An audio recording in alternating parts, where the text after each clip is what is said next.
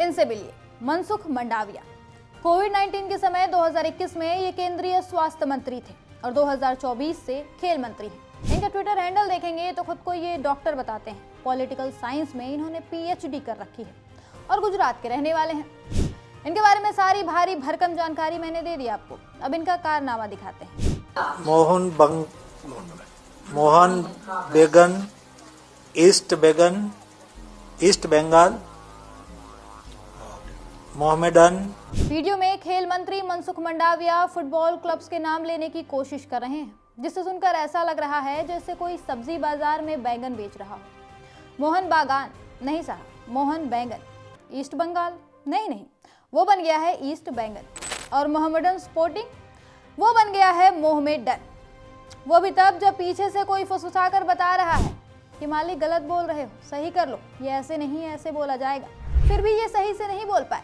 ये वीडियो देखने के बाद समझ नहीं आ रहा है कि ये स्पोर्ट्स मिनिस्टर है या बैगन वाले अंकल। फुटबॉल क्लब्स के नाम तक नहीं ले पा रहे हैं और देश के स्पोर्ट्स को आगे ले जाने का दावा करते हैं। अब सोचिए, एक स्पोर्ट्स मिनिस्टर की जिम्मेदारियां क्या होती हैं।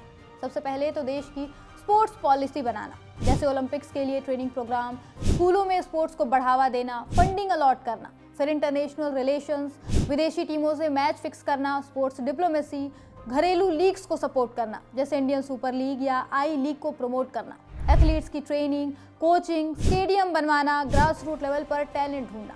मतलब पूरा स्पोर्ट्स इकोसिस्टम संभालना खेल मंत्री का जिम्मा होता है। अब सोचने वाली बात है कि जब मंत्री जी फुटबॉल क्लब्स के नाम में ही बैगन हो गए तो ये जिम्मेदारियां कैसे निभाएंगे। नाम तक नहीं जानते तो पॉलिसी कैसे बनाएंगे। देश के स्पोर्ट्स का भविष्य इनके हाथ में डाल दिया गया है और ये उस भविष्य को कूच कर बैगन का भरता बना रहे हैं। और हाँ, ये आज के कर्मकांडी नहीं है। जब मोदी जी ने इन्हें स्वास्थ्य मंत्री बनाया था तब भी इन्हें ट्रोल किया गया था। उस समय इनके पुराने ट्वीट्स की वजह से इनका मजाक बना था।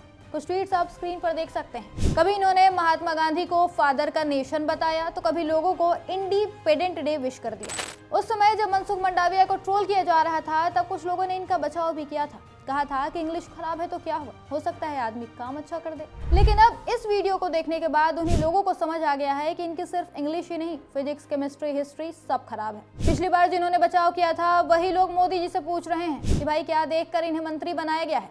ये सब देखकर लोगों को राजीव गांधी की याद आ रही है। वो याद कर रहे हैं कि जब राजीव गांधी प्रधानमंत्री थे तो उनके मंत्रिमंडल में कैसे कैसे विद्वान हुआ करते थे।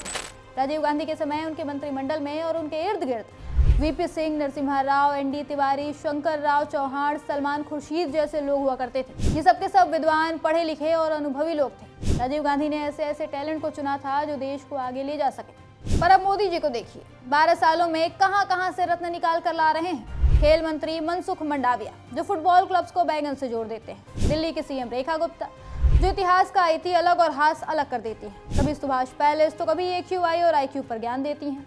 फिर कैलाश विजयवर्गीय भी हैं। इनसे सवाल पूछो तो घंटा बजाने लगते हैं।